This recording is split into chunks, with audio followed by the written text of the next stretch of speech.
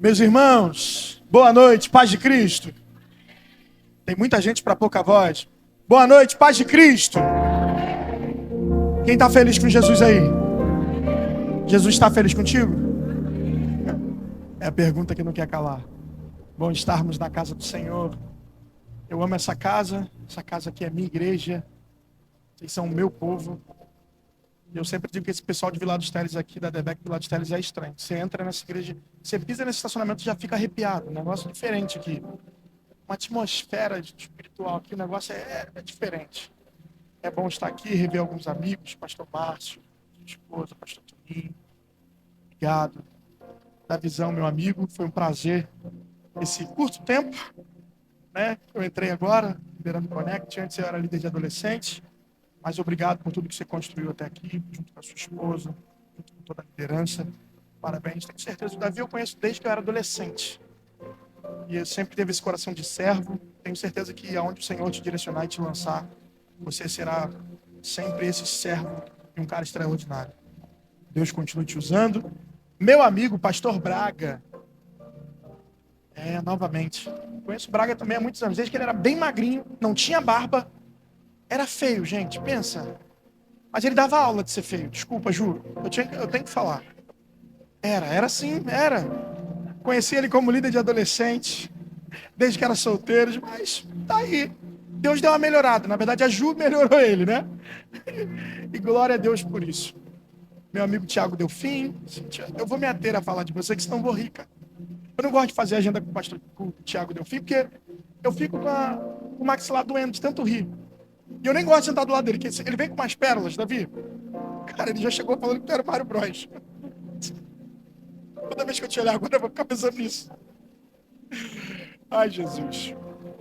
Mas, antes de eu pregar aqui, eu fiz isso de manhã e todas as vezes eu faço aqui. Para mim é uma honra estar aqui e eu tenho esse amigo. Eu costumo dizer aqui para Vila dos Teles, todas as vezes que eu venho, que vocês têm a oportunidade de serem pastoreados por um dos melhores pastores que a Devec tem a oferecer. Eu conheço, e é por isso que eu admiro.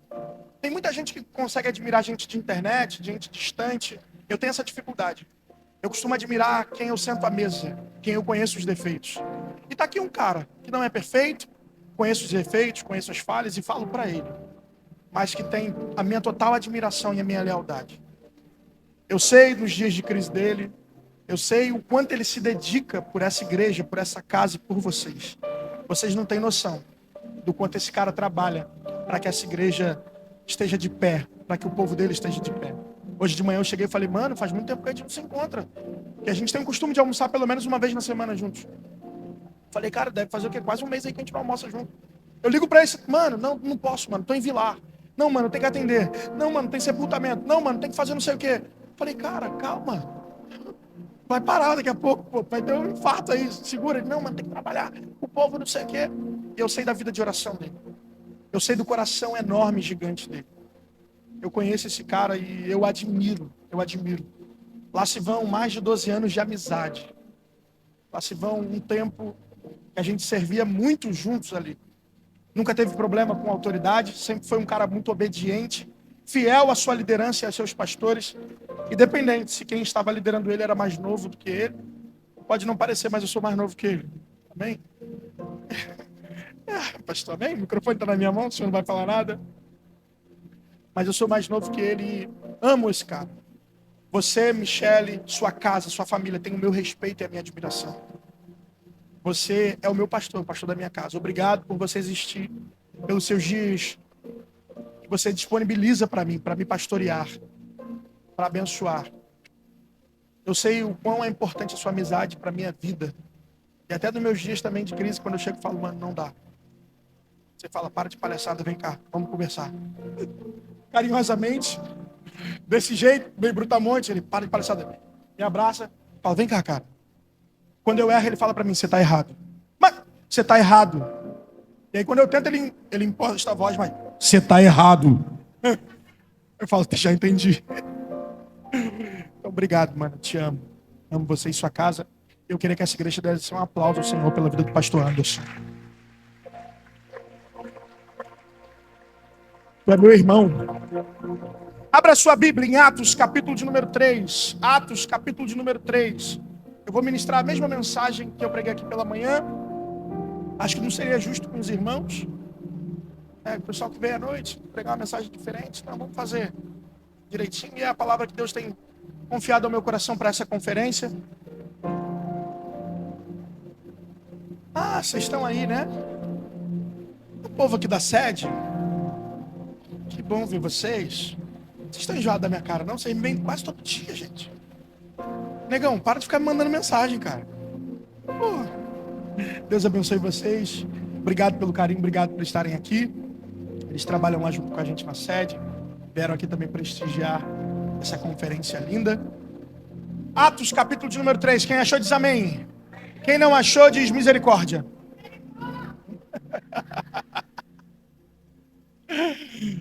Jesus. Segunda-feira é EDP, não é isso? Segunda-feira é EDP, amém? Atos, capítulo de número 3. Diz a Bíblia: Pedro e João subiam juntos. Pedro e João subiam juntos. Pedro e João subiam juntos ao templo para a oração da hora nona. Pedro e João subiam. Pedro e João subiam juntos. Então grave isso, juntos. Eles tinham uma conexão. Pedro e João subiam juntos ao templo para a oração da hora nona. E era posto à porta do templo um homem que era coxo de nascença. E ele era posto para pedir esmolas. Ele era posto para pedir esmolas. Vendo ele que Pedro e João iam entrando no templo, pedia esmola e esperava receber alguma coisa. E Pedro e João, quando iam entrando, olhou para ele e Pedro disse: olhe para nós. Eu não tenho ouro, eu não tenho prata, mas o que eu tenho, isso eu te dou. Em nome de Jesus Cristo Nazareno, levanta aí. Levanta aí. Até aqui. Feche teus olhos uma vez mais, nós vamos orar. Queria pedir o pessoal da banda já para vir para cá. Instrumental, dá para me ajudar? Feche seus olhos, vamos orar.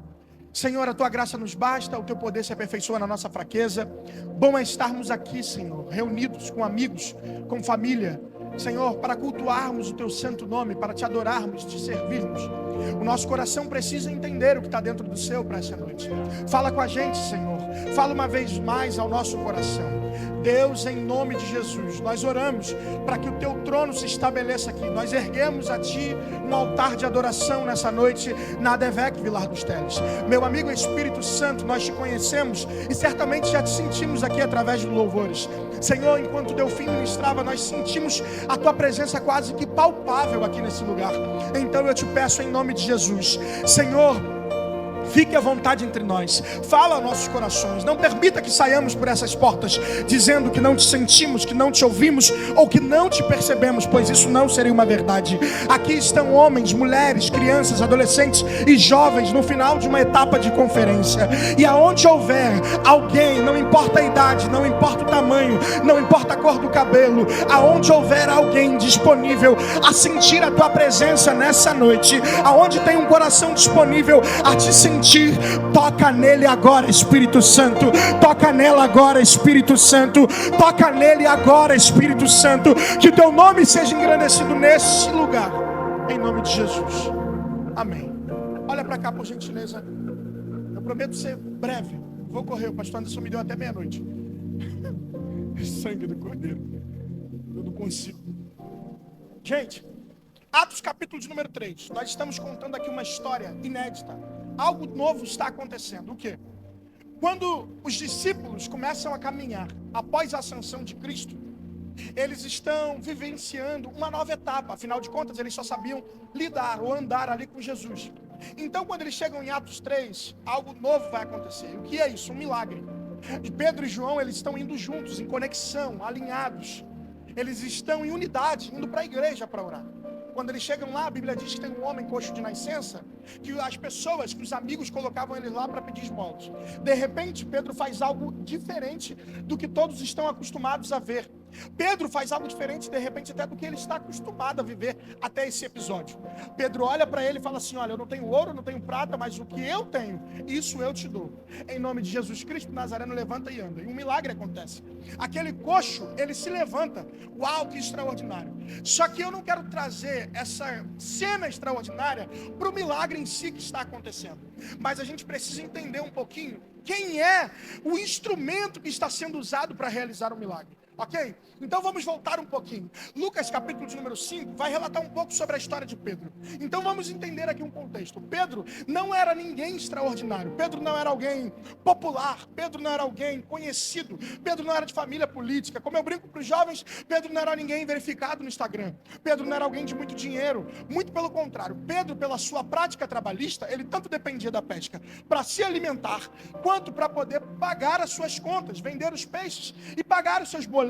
Afinal de contas, todo mundo tem um boleto.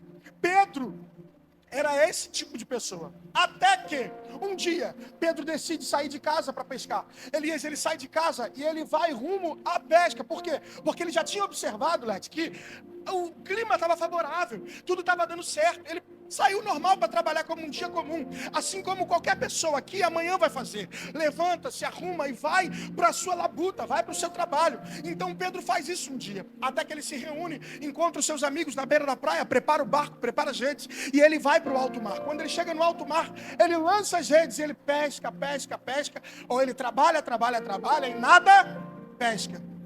Ele tenta e nada pesca. Naquele momento, um sentimento de frustração de Pedro começa a tomar conta do corpo dele, começa a tomar conta do ser dele. Afinal de contas, quem de nós não ficaria frustrado? Você sai de casa com uma expectativa. Quantos de nós já não nos frustramos na vida? A gente tentou bater a porta e não se abriu. Tentamos resolver alguma coisa com a força do nosso braço, não aconteceu. Tentamos resolver com a nossa influência e não deu certo. Tentamos ligar para alguém que a gente conhecia e não funcionou. No dia que a gente mais esperava, de repente alguma coisa tenebrosa aconteceu na nossa vida. E isso frustra, isso chateia. Pastor Márcio, naquele dia Pedro é tomado de um sentimento, Delfim, de frustração, de angústia, e está tudo bem.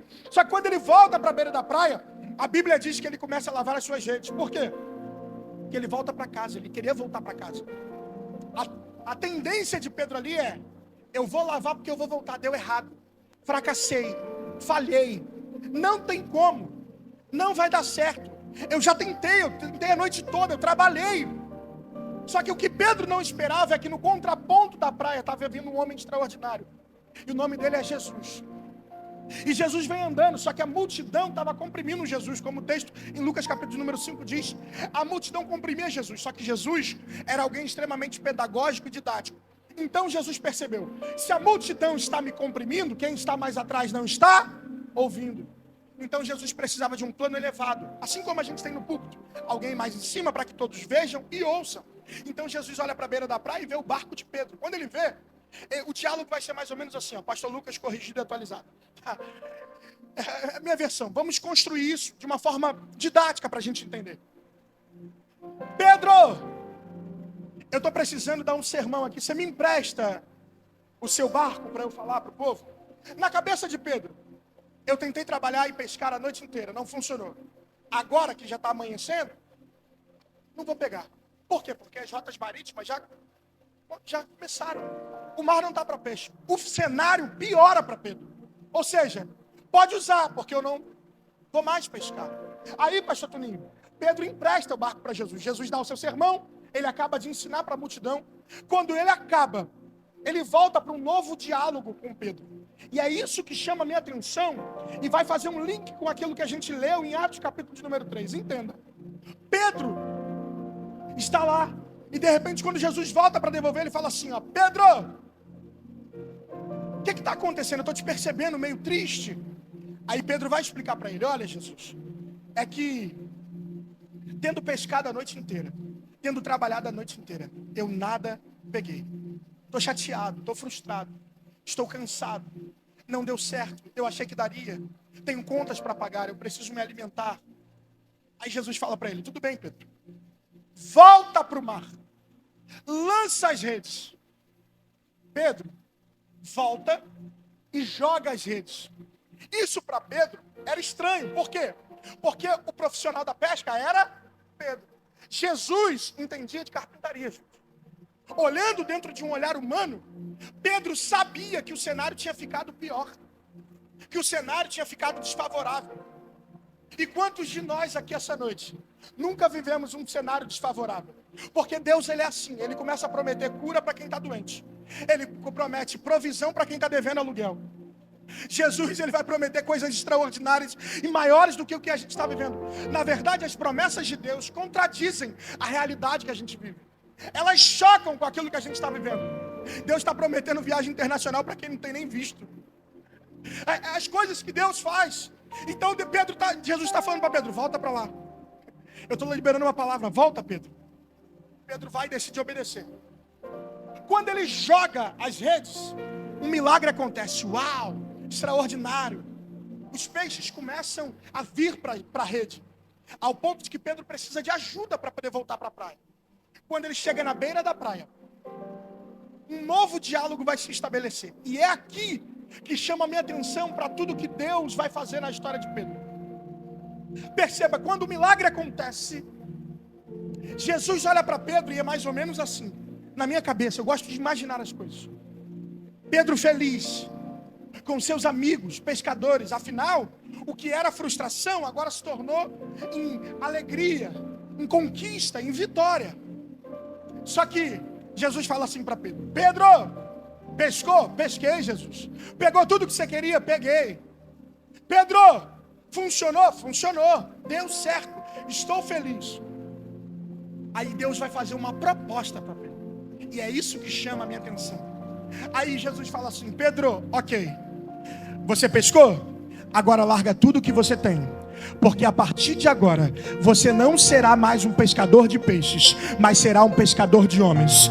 Pedro, você ainda não tem jeito, mas eu quero te transformar num pescador de homens. Pedro, você ainda não sabe, mas eu vou te transformar num pescador de homens. Pedro, você ainda não tem a manha, você ainda não tem como, mas vem comigo, me segue, porque eu vou te transformar num pescador de homens. Perceba, o que Cristo está propondo para Pedro já é meio antagônico, já é um pouco diferente. Por quê? Pedro está muito acostumado a pegar o peixe que está morto, que está vivo, e levar para morte. E agora Jesus está chamando ele para fazer o contrário: pegar quem está morto para levar para. Então isso já começa a desconfigurar algumas coisas dentro da cabeça de Pedro. Só que vamos lá. Eu disse para você que Pedro era alguém normal, comum. Pedro não era a pessoa que nós escolheríamos para andar com Jesus. Pedro, Carol, não era a pessoa que a gente escolheria para dar um microfone na mão. Pedro não era que a gente escolheria para pregar, para cantar, para ministrar, para liderar. Pedro não era esse tipo de gente. Logo, a expectativa de Pedro, ou a expectativa que as pessoas tinham em Pedro era: ele não serve. Esse aí, não. Por quê? Porque nós temos o hábito de só gerar algum tipo de expectativa sobre alguém mediante ao resultado que esse produz. Um exemplo: se eu não conhecesse Tiago Delfim, se ele não fosse meu amigo, e eu cruzasse com ele 30 vezes na rua, eu jamais saberia que ele canta. Mas uma vez que eu o vi cantar, eu posso gerar algum tipo de expectativa sobre ele, dizendo: ele canta, ele não canta, não, esse aí tem potencial. Por quê? Porque eu o vi produzir um resultado. Logo, quem olhava para a vida de Pedro nunca tinha o visto produzir tal resultado para andar com Jesus. E o tempo de escolha para andar com um doutor da lei, com um sacerdote, já havia passado. Então, para todo mundo que estava naquele cenário, e até mesmo para a família de Pedro, quem olhasse, ele seria pescador até o fim. Ele ia morrer pescador. Ele ia permanecer assim até aquele dia. Só que, quando Jesus chega na beira da praia, quando Jesus chega na praia, diferentemente vai acontecer algo. Algo inédito vai acontecer. E ali começa uma proposta do céu para a vida de Pedro. Pedro, vem, porque eu vou te transformar num pescador de homens. Pedro, vem. Sabe o que eu fico imaginando? Os amigos e o pessoal olhando para Pedro e falando assim: olha o que Jesus está chamando ele para fazer. Por quê? Porque ele não. Pedro não serve. Pedro não é alguém que a gente escolheria para isso. Pedro não tem como. De repente alguns até geraram uma crítica, um comentário dizendo: ih, vai ficar lá com Jesus só um dia, vai voltar, não vai aguentar a pressão, vai fracassar, vai falhar, e não vai dar certo, ele não serve para isso. Ela não serve para isso. Quantos de nós aqui já não recebemos uma palavra assim? Alguém que olhou para você e disse: vai fracassar, vai falhar, não vai dar certo, não vai funcionar. Disseram que você não conseguiria, disseram que você não poderia, e isso não é para ele. Nossa, Deus está prometendo isso para ela? Deus está propondo isso para ele? Sabe o que está acontecendo aqui? Quando Jesus se manifesta a Pedro, o Deus dos improváveis está se manifestando na vida dele, e é sobre esse Deus que eu vim pregar hoje aqui à noite, na Devec Vila dos Teles. Quem tiver mão para receber, receba. Se prepare, porque Deus vai confundir aqueles que geraram expectativas erradas sobre o que Ele faria na sua casa, na sua vida e na sua família. Deus vai confundir todos ao seu redor. Há uma proposta de Deus para a tua história, há uma proposta de Deus para a tua família, e essa proposta é: vem que eu tenho coisas maiores para fazer. Vem, não importa o que disseram, não importa o que falaram, ainda que a terra tenha dito que não. Enquanto os homens estavam dizendo não, o céu estava dizendo que sim. Enquanto os homens estavam dizendo não serve, o céu estava dizendo: é ele que eu quero usar, é ela que eu quero usar. Enquanto olham para você dizendo: ele não vai conseguir, ela não vai conseguir, o céu está dizendo: é ele que eu quero, é ela que eu quero. Ei, mãe, fica tranquila, a expectativa que liberaram sobre a tua família e sobre os teus filhos não vão se cumprir, porque a palavra dele é a promessa dele. Se ele disse que ia libertar, fica tranquilo, ele vai libertar. Se ele disse que ia curar, fica tranquilo, ele vai curar. Tem alguém para receber essa palavra aqui? Tem alguém para reagir? Me ajude a adorar a ele por 30 segundos, vai.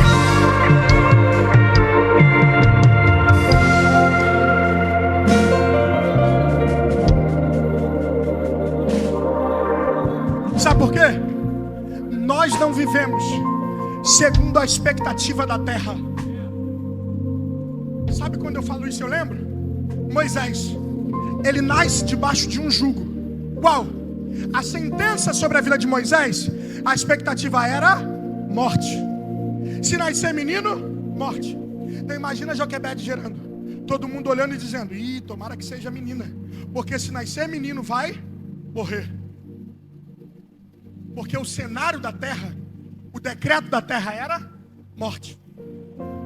Só que Faraó estava assinando morte sobre a vida de Moisés. Só que enquanto a terra gritava morte, o céu estava gritando vida. Enquanto olhavam para a vida de Moisés, vendo Joquebede deixar Moisés no rio, e falavam: ih, morte, abandono, o céu estava gritando cuidado. Enquanto olham para a vida de Moisés e dizem assim: escassez, o céu está gritando provisão. Dá para você entender que da onde saiu a palavra de morte sobre a vida de Moisés foi o mesmo lugar que teve que preservar ele vida e ainda financiar todos os estudos, toda a vida de Moisés. Ei, eu tenho uma palavra aqui para você: nós não vamos viver segundo os decretos humanos, segundo a palavra dos homens. Eu e você não vivemos segundo as expectativas da terra. Há um Deus do céu que cuida da minha e da sua vida, e é sobre a palavra dele que nós viveremos. Fica tranquilo. O cenário pode parecer desfavorável. Você pode estar olhando e dizendo: pastor, olha a minha conta bancária, olha o tamanho da minha casa, olha a realidade da minha família. Eu nunca vi cenário algum mudar uma promessa, mas eu já vi uma promessa mudar o cenário. Se prepare para você começar a ter uma mudança de cenários. Existem promessas que são maiores que a tua conta bancária. Existem promessas que são maiores que os seus interesses. Existem promessas que são maiores que as expectativas dos homens. Deus vai te surpreender.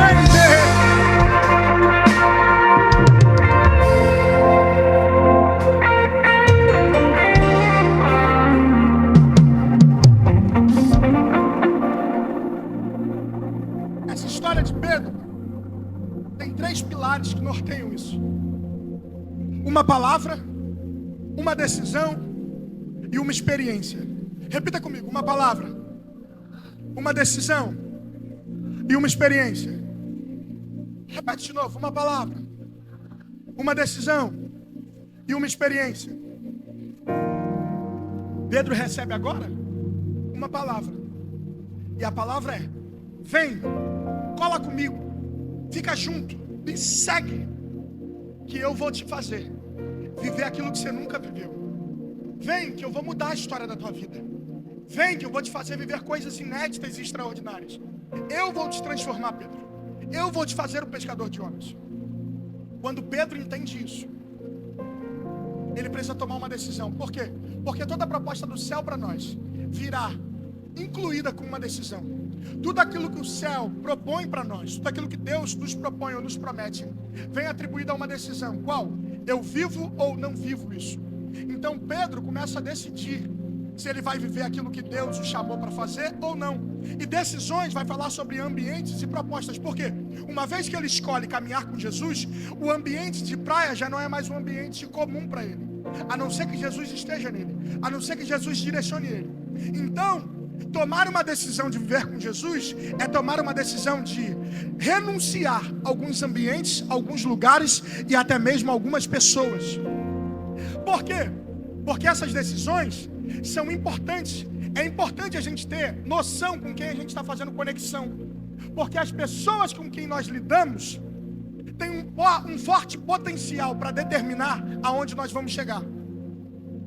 As pessoas que estão ao nosso redor, com quem nós fazemos alianças, elas determinam aonde nós chegaremos. Já há um estudo que diz que nós somos o resultado das 5 pessoas que nós mais convivemos. É por isso que eu ando com o pastor Anderson, ele é melhor do que eu. E eu sei que eu vou chegar muito além. Então, quando Pedro tem que decidir isso, ele precisa tomar uma decisão. Qual? Renunciar a alguns ambientes e a algumas pessoas. É por isso que a gente vê em Atos capítulo número 3, ele falando assim, ó: Pedro e João subiam juntos. Por quê? Porque agora Pedro entendeu que o ambiente dele já não é mais numa praia, mas é caminhando com quem também caminha com Jesus. E aí, o poder da conexão é tão forte que a gente precisa entender isso. Porque alguns relacionamentos de amizade, de comunhão, de namoro, noivado, casamento, qualquer tipo de conexão, ou eles servirão de âncora, Delfim, ou eles servirão de ponte para que eu trilhe o caminho aonde Deus me determinou para chegar e me leve até o Senhor, até a vontade dele, ou me servirão de âncora para me estagnar e me fazer engessar. E aí eu fico paralisado. É por isso que o poder das conexões é muito forte e a gente precisa entender isso. Porque ou essas conexões serão uma ponte para que eu chegue até onde Deus determinou, ou elas servirão de âncora e elas vão me afundar. Então a gente precisa saber com quem a gente se relaciona. Pastor, isso é sério? Sério. Juízes capítulo de número 7. Deus faz uma promessa para Gideão. Gideão, eu vou entregar na palma das tuas mãos os midianitas. Gabi, Deus promete para ele, dizendo assim, ó, os midianitas vai estar na palma das tuas mãos. Só que de repente Deus olha para Gideão e fala assim: Gideão, tem muita gente contigo. Faz o seguinte, grita para os covardes e medrosos irem para casa. Aí a Bíblia diz que uma penca vai embora. Alguns 1000 homens vão embora. De repente Deus olha para ele de novo e fala assim: Gideão, ainda tem muita gente contigo. Rafa, Deus olha para ele e fala assim: cara, tem muita gente contigo. Vamos selecionar. Manda todo mundo descer. Aqueles que pegarem a água com a mão até a boca, Zeria, separa. Aqueles que beberem igual cachorrinho, faz, você manda embora. Aí o que acontece? O número de homens se resume a 300. Só que o exército de Midian é muito maior. Olha o que Deus está fazendo. Está prometendo algo e tornando o cenário improvável. Mais difícil ainda. E aí Gideão olha para ele e fala assim: se com 32.000 homens já era difícil de eu conquistar, com 300 agora eu conquisto? Por quê? Porque Gideão está olhando igual a gente olha. Porque quanto mais gente nos circunda, revela a força que eu tenho. Quando diminui, fala do quanto fraco eu fico. Só que para Deus, nunca foi sobre quantos, mas é sobre quem. Sabe o que acontece? Tem coisas que Deus tem para nós, que Deus já prometeu para nós, que já estão prontas na mão de Deus para serem liberadas, que nós não recebemos, não é porque nós não estamos prontos, é porque a gente insiste em manter relacionamentos com quem nem sequer está preparado para ver a gente receber aquilo que Deus preparou. Enquanto nós mantivermos alianças com pessoas erradas, Deus vai segurar, porque ainda não é o tempo. Nós precisamos estar conectados a pessoas certas. Eu não sei se você tem mão para levantar para receber o que eu vou falar. Não é tão bom não, mas recebe aí se você quiser. Deus vai selecionar quem vai estar perto de você. Não é quem você quer, não é quem você diz para perto, não é quem você seleciona, é quem Ele quer, é quem Ele diz para perto, é quem Ele seleciona. Haverá um tempo de seleção de Deus para a tua vida. Pastor, isso é muito sério, é? Por quê? Porque tem coisas tão poderosas que Deus vai nos entregar e nem todo mundo pode estar perto, ainda que seja familiar, ainda que seja muito amigo. Tem coisas que Deus vai gerar dentro de nós e nós precisamos ter as conexões certas. Mateus capítulo de número 1, a partir do verso 18, vai contar a história do nascimento de Jesus. E o texto começa assim, ó. Ora, o nascimento de Jesus Cristo se deu da seguinte maneira: estando Maria prometida em casamento a José, achou-se grávida do Espírito Santo. Achou-se grávida do Espírito Santo. Desse jeito ele vai embora. Fala com mais força. Achou-se grávida do Espírito Santo. José era um homem justo, pensou deixar Maria.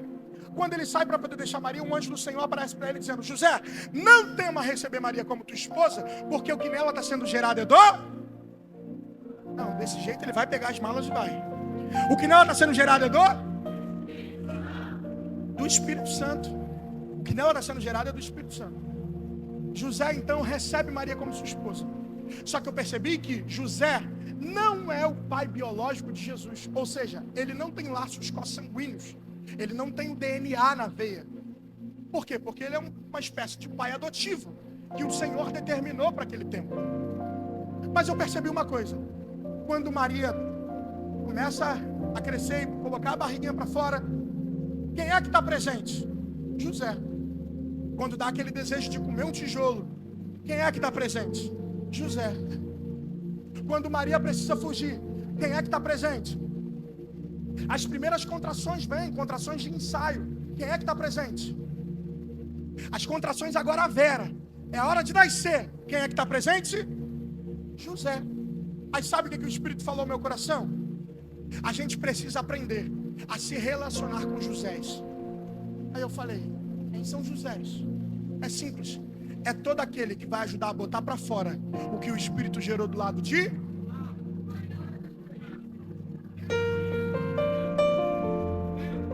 Eu estou sentindo a presença dele aqui.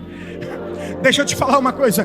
Quem olhava para Maria achava que era apenas uma gravidez comum. Ninguém acreditava naquilo que Maria estava gerando. Mas o que ela estava gerando era do Espírito. E o que Maria gerou tinha poder, tinha autoridade, tinha graça, tinha poder para mudar não apenas a realidade familiar dela, não apenas a cidade dela, não apenas a nação dela. O que Maria gerou tinha poder para mudar a história do mundo. E é por isso que nós estamos aqui.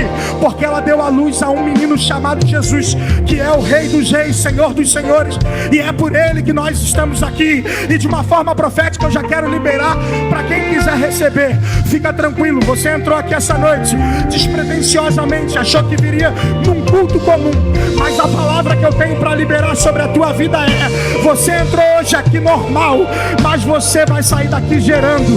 Você entrou aqui normal de mãos vazias, mas você sai daqui carregando um milagre.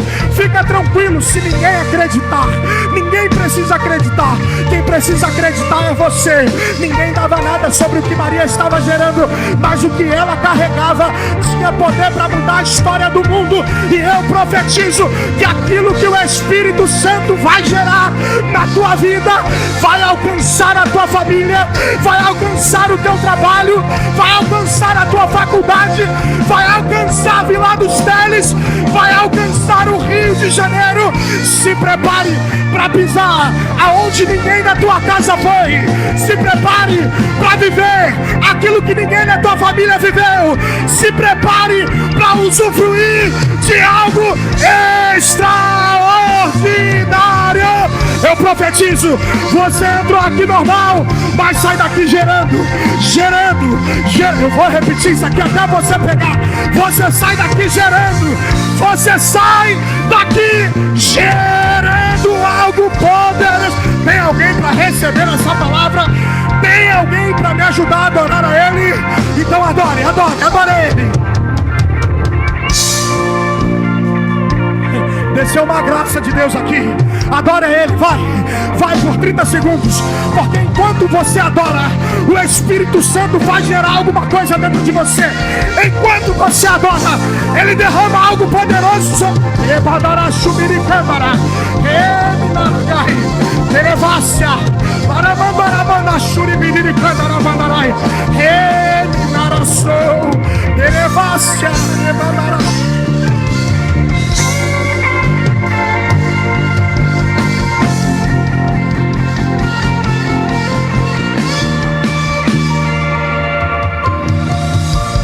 Me ajude a profetizar. Seja profeta de Deus para alguém. Chacoalha ele, diga assim: você vai sair daqui carregando algo poderoso. Você sai daqui carregando algo de Deus para tua casa, para tua família. Isso? Não, de qualquer jeito não. Chacoalha ele, chacoalha ela. Faz cara de profeta. Como que é cara de profeta? Não sei. Faz uma careta, mas profetiza. Fala: você vai sair daqui carregando algo poderoso da parte de Deus. Você sai daqui carregando algo por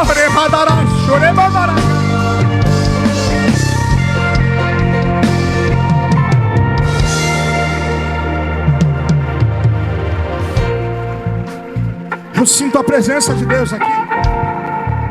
Eu sinto a presença de Deus aqui. Para a gente finalizar agora. Oh Jesus. Uma palavra.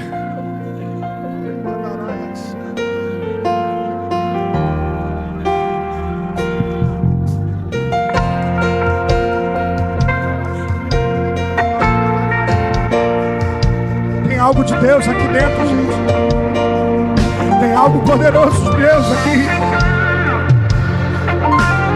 Tem algo poderoso de Deus aqui. Se prepare, isso é profético para a tua vida. Você não veio aqui para desistir. Se o diabo achou que você desistiria hoje, você vai sair daqui diferente. Você sai gerando. Quem olhar vai dizer: o que aconteceu com ela? Deus fez ela gerar um milagre. O que aconteceu com ele? Não sei, foi no culto domingo, voltou assim estranho.